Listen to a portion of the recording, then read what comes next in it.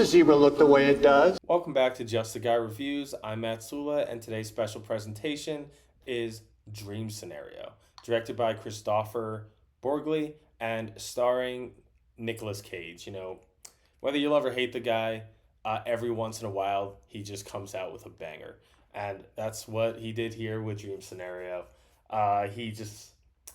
He plays what I think Nick Cage should just be at this point, and that is like a bumbling middle aged idiot.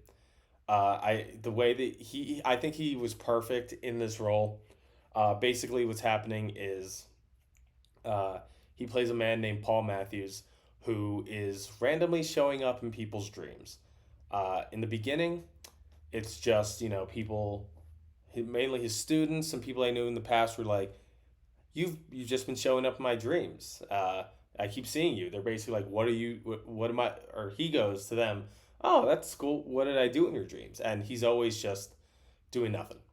He's always just there, pretty much observing, and that's it. Like they keep describing these horrible things are happening to them, and they basically just see him in the background, just like looking around, looking at them, observing. He's like, I don't help at all. Dude, like already thinks that his life is a joke, and that nothing's going right. No one gives a shit about him, which is pretty true. And then he comes to find out when people are dreaming about him, he's still nothing. He's just there, which is a perfect analogy for his life. He's basically just there. But more and more people start to, we have the internet now. People start saying, like, this guy just keeps showing up in my dreams. Someone ends up posting a picture of him, and everyone keeps going, that's the guy. That's the guy in my dreams. He basically is becoming famous overnight. He goes on a few talk shows, or not talk shows, but I think he goes on like Good Morning America or something like that. And basically, it's just like, I don't know why that's happening. It's nothing I'm doing. I'm just showing up in people's dreams, and that's about it. Where the movie takes a turn and where it becomes really fun is these dreams soon become nightmares, and he's not just standing there anymore. All of a sudden, like, he's killing people in their dreams, he's torturing them in their dreams. Some people he's like raping them in their dreams. It becomes an absolute like clusterfuck of what's going on, and everyone just turns on him. They just turn on him. He went from overnight celebrity to one of the most hated people on the planet, and he hasn't done a thing. I think it's very funny. Usually with these movies about like people being like, "Oh, cancel culture is so stupid." I thought this was actually a very funny take on the whole thing. Like this guy literally is being canceled in his real life. He's basically being told he can't go back to work. Nobody wants to see him at the diner. Nobody wants anything to do with this guy anymore because in their dreams, he's torturing them or killing them. I think it's very funny. I thought this was a very, very entertaining movie.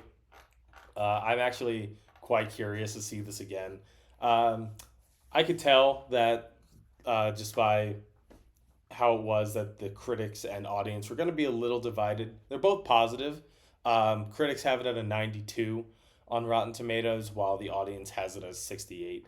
I kind of, I kind of expected that, but I really do think that this is a very funny movie. Only an hour 40 minutes. It's very watchable. It's not overly long. It doesn't overstay its welcome, and Nick Cage isn't being. I mean, he's still being Nick Cage, but he's not like he is in like Mandy or a lot of stuff like that. Like he's always gonna have one. Like Broken Clock is right twice a day. This man pumps out movies, and this one was right. I think this one was very good.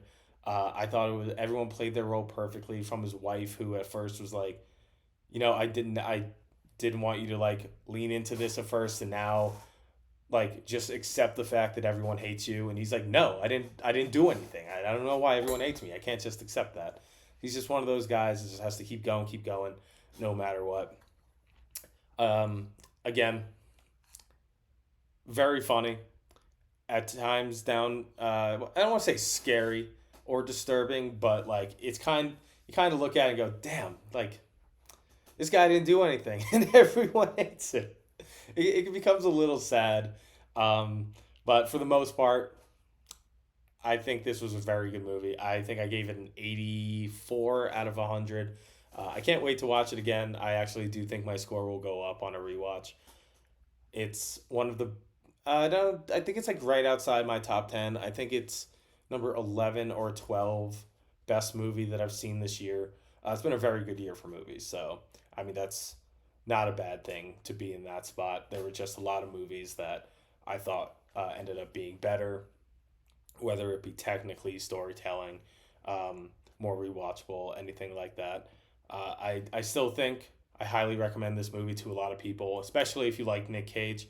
But I feel like if you like Nick Cage, like the second any of his movies come out, you're just gonna go see it. But yeah, 84 out of 100. One of the better movies that I've seen this year.